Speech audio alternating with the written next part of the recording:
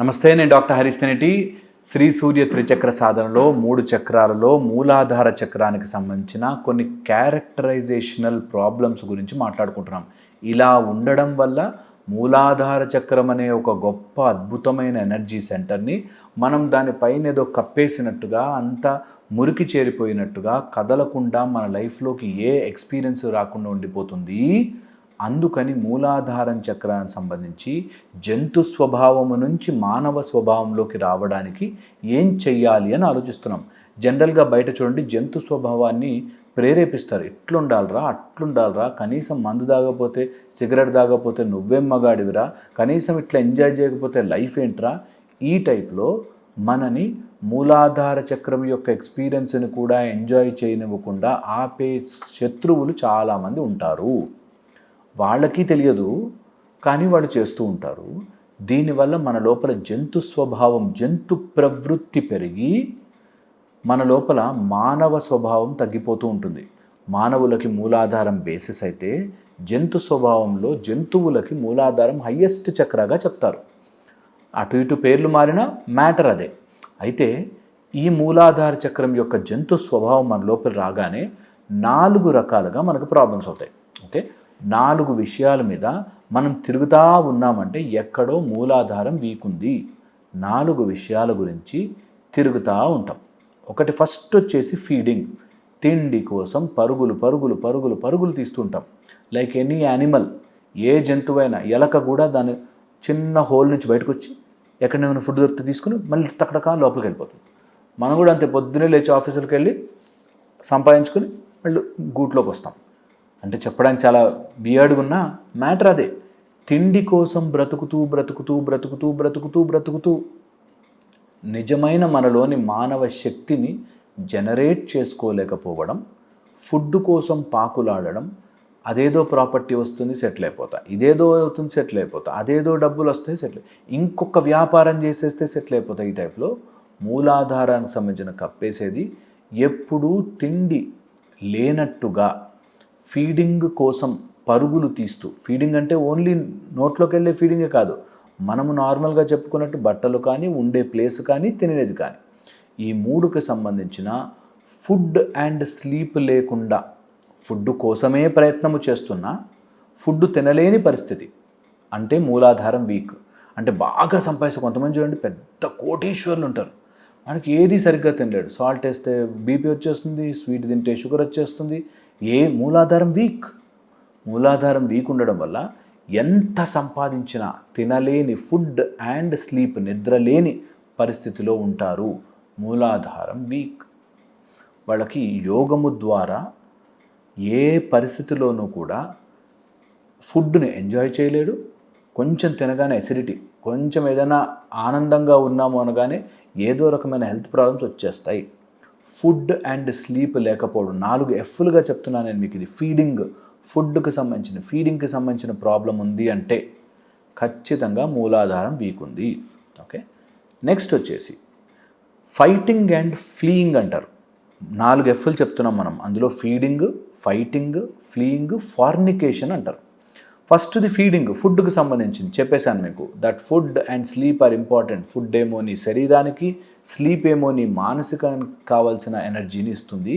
ఆ 2 లేని వాడికి మూలాధారం వీక్, ఫీడింగ్. నెక్స్ట్ వచ్చేసి ఫైటింగ్ అండ్ ఫ్లీయింగ్. ఎవరితో అయినా ధైర్యంగా ఒక యుద్ధం వచ్చినప్పుడు నాంచి సాగదీసి వాడంతే, వాడు మారడు అని ఏడుపుకోకుండా ఫైట్ చేస్తే గట్టిగా ఫైట్ చేయి. పారిపోవడానికి ప్రయత్నించేవాడు ఎప్పుడు కూడా మూలాధారం వీక్. ఎంతసేపు తప్పించుకోవడానికి ప్రయత్నించేవాడు మూలాధారం వీక్, పారిపోతారు. మీరు చూడండి, జంతువుల యానిమల్ కింగ్డమ్లో చూడండి, ఒక జంతువు వెంటబడితే ఇంకో జంతువు పారిపోతుంటుంది. ఓకే, ఎప్పుడు కూడా ఇది వెరీ వెరీ డేంజరస్. ఓకే, ఒక జంతువు ఇంకో జంతువుని తినడానికి వెళుతున్నప్పుడు పారిపోయినట్టుగా మనము సమస్య నుంచి పారిపోతూ ఉంటే, ఊరికే నేను ఇలాగే ఎవరితో చెప్తుంటే, మరి ఒక యానిమల్ ఇంకో యానిమల్తో ఫైట్ చేస్తుంటే వాళ్ళ మూలాధారం స్ట్రాంగ్ ఉందా సార్ అని ఎగ్జాంపుల్గా అర్థం చేసుకోవాలి ఇవన్నీ. ఎందుకంటే కొంచెం ఆ విచక్షణతో, ఓహో దాని ఎగ్జాంపుల్ ఇది అంటే మనము ఏదైనా యుద్ధం వచ్చినప్పుడు పారిపోకుండా ఉండాలి అని అర్థం. దానికి భయపడిపోయి చిన్న సమస్య రాగానే అయ్యో ఎందుకు ఇలా అయిపోయిందని ఈజీ తప్పుడు మార్గాలు వెతికి పారిపోయేవాడు ఫైట్ లేకుండా ఫ్లీయింగ్ అయ్యేవాడు, పారిపోయేవాడు. యుద్ధం వచ్చినప్పుడు నిలబడలే. నీకు దమ్ము లేదారా అంటారు చూసారా, ఆ దమ్ము మూలాధారం ఇస్తుంది. మూలం బేస్ మీద నీకు అక్కడ దమ్ము లేదారా అంటారు చూసారా, ఆ దమ్ము, ఆ స్ట్రెంగ్త్ మనకి ఫైటింగ్ అండ్ ఫ్లీయింగ్ ద్వారా మనకి తెలిసేది మూలాధారము. చాలా ఇంపార్టెంట్ ఇది. ఇది అర్థం చేసుకోవాలి. ఓకే, దట్ నేను దేనికి భయపడి రంచి ఐ ఫైట్. ఏ సమస్య వచ్చినా నేను యుద్ధం చేస్తా బాస్, న్యాయంగా ధర్మంగా ఫైట్ చేస్తా. ఏమవుతుందో చూద్దాం, ఏం జరుగుతుంది మ్యాక్సిమం చూద్దాం అనే దాంట్లోకి వెళ్ళాలి. అప్పుడు మూలాధారం ఓపెన్ అవ్వడం స్టార్ట్ అవుతుంది మనకి. నెక్స్ట్ వచ్చేసి ఫార్నికేషన్. ఎంతసేపు నా నెక్స్ట్ జనరేషన్ వాళ్ళకి, నా పిల్లల కోసం పరితపించేవాడు. పోనీ వాళ్ళ కోసం మనం ఏం చేద్దాం పట్టు అనేటట్టు కాకుండా, పిల్లలు బాగుండాలండి, నా పిల్లలు బాగుండాలి. ఇందులో ఉన్నవాడు ఫార్నికేషన్. Very very risky. మీ మూలాధారం ఎప్పటికీ యాక్టివ్ కాదు. పిల్లల కోసం, నెక్స్ట్ జనరేషన్ కోసం మనం ట్రై చేస్తాం. బట్ ఆ ట్రై చేసినది ఎప్పటికీ మనని ఇంప్రూవ్ చేసే విధంగా ఉండాలి, వాళ్ళ లైఫ్ మెరుగుపరిచేలా ఉండాలి. కానీ బాధపడిపోయి వాళ్ళు సంతోషంగా ఉంటే చాలండి, నేను తిండి మానేసినా సరే అనేది ఫార్నికేషన్ ఇస్ రాంగ్. ఓకే, ఇది అర్థం చేసుకోవాలి. ఈ 4 ఎఫ్లు కనుక మనం గుర్తుపెట్టుకుంటే మన లైఫ్లో మూలాధారము జంతు స్వభావం నుంచి యానిమల్గా బిహేవ్ చేయకుండా మానవులుగా మారడానికి. కొంతమంది యానిమల్సే బాగా బతుకుతున్నాయండి, మనకంటే జంతువులే నయం, ఈ టైప్లో చెప్తుంటారు. జంతువుల్లాగా ఉండాలి, జంతువుల్లాగా మారాలి, ఒక జంతువుని చూసి నేర్చుకో, కుక్కను చూసి నేర్చుకోవచ్చు. బట్ అలా మాత్రం మనం ఉండకూడదు. ఎందుకంటే మనం మానవులం, మనుషులకి సంబంధించిన కొన్ని నియమనిష్టలు ఉన్నాయి.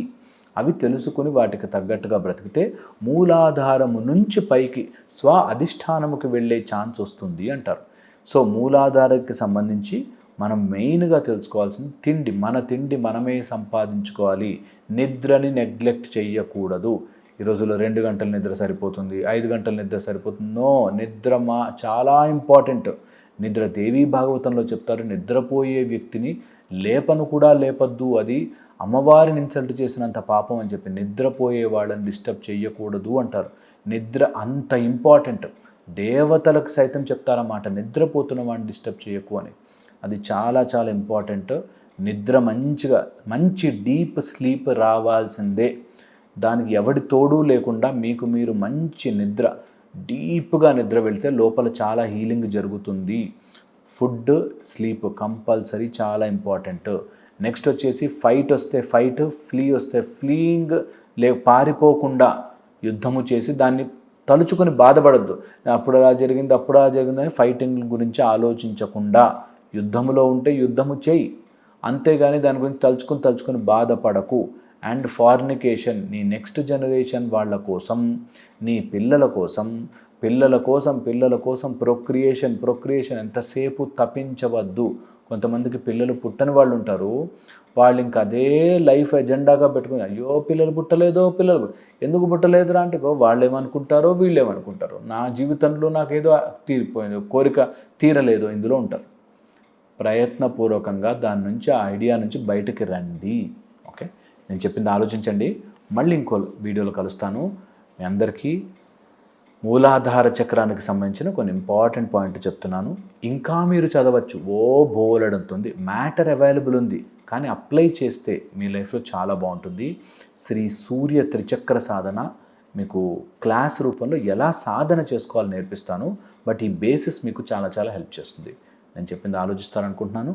మళ్ళీ ఇంకో వీడియోలో కలుస్తాను. Thank you so much.